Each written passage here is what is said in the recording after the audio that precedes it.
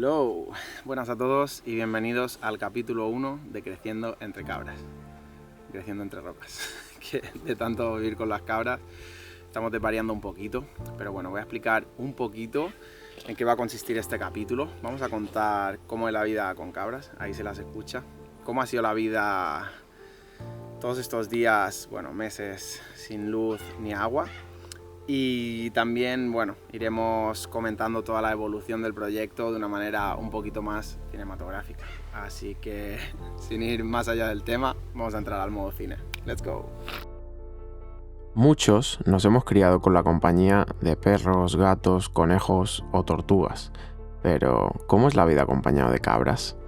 Si lo tuviera que describir brevemente, diría que por fin entiendo lo de estás como una cabra. La verdad que es todo un reto y más para principiantes como nosotros que no hemos ordeñado una cabra en nuestra vida ni hemos vivido en el campo. Las 2 primeras semanas con las cabras tengo que reconocer que fueron bastante duras. No estaban acostumbradas al terreno ni a mí.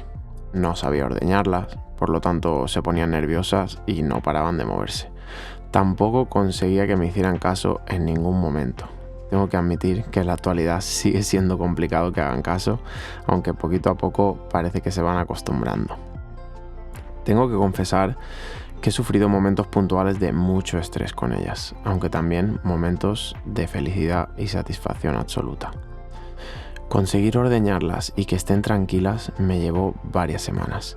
Uno va probando técnicas y descubriendo qué les hace estar tranquilas y qué les altera, aunque todavía siguen teniendo comportamientos muy diferentes de un día para otro, por lo que considero que son animales muy difíciles de predecir.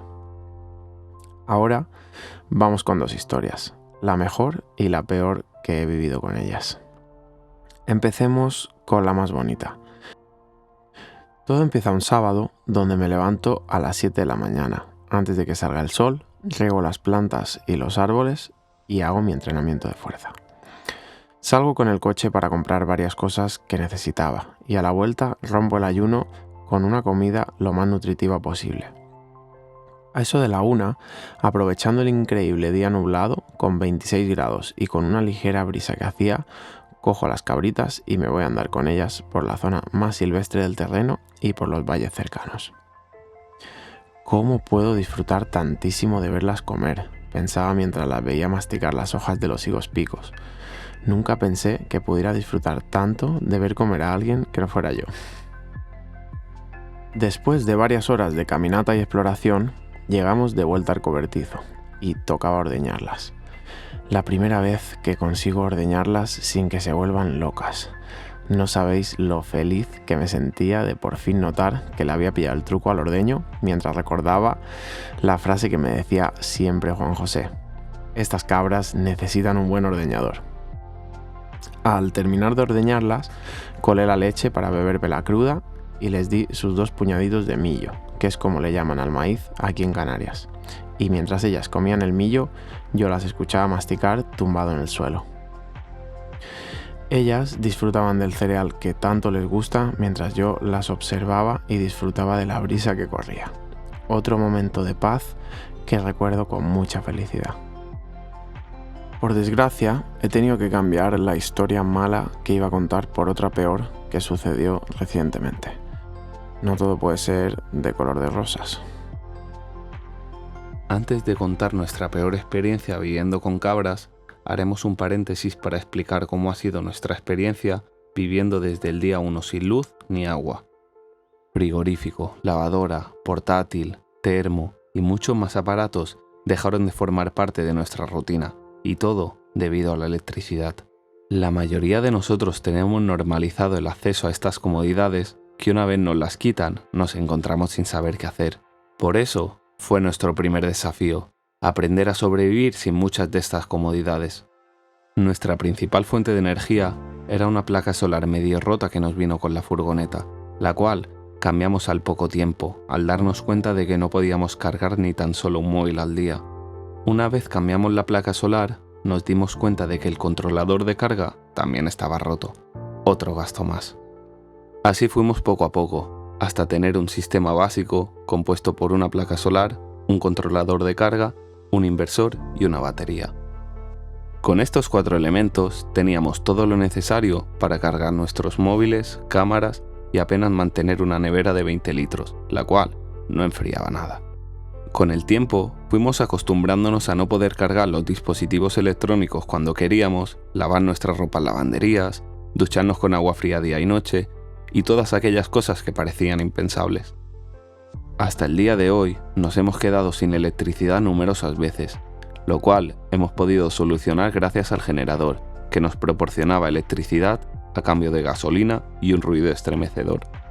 Durante estos días sin producción de la placa solar, nos veíamos obligados a cargar los dispositivos a lo largo del día y esperar al día siguiente a volver a encender el generador, ya que a lo largo de la noche no era una opción viable. A lo largo de estos días nos dimos cuenta de que es totalmente posible vivir sin electricidad. De hecho, muchas de las situaciones las tomábamos con humor, como beber agua caliente en verano, quedarnos sin móvil un par de días, o tener que ir a comprar diariamente al no tener frigorífico. A pesar de todos estos inconvenientes, cada vez que teníamos electricidad, la apreciábamos como si al día siguiente nos la fueran a quitar.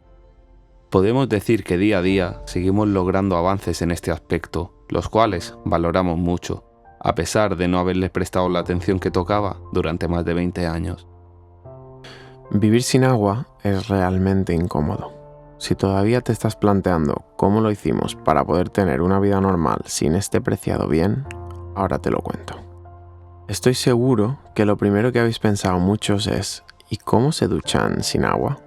Bueno, aquí sí que hemos pasado por varios sistemas, empezando por garrafas de agua, luego pasando a un bidón colgado de un poste con una manguera y finalmente a un fumigador manual relleno de agua, que tampoco estaba tan mal, pero muchos días preferíamos ir a la playa, darnos un bañito nocturno y luego ducharnos en la ducha de la playa.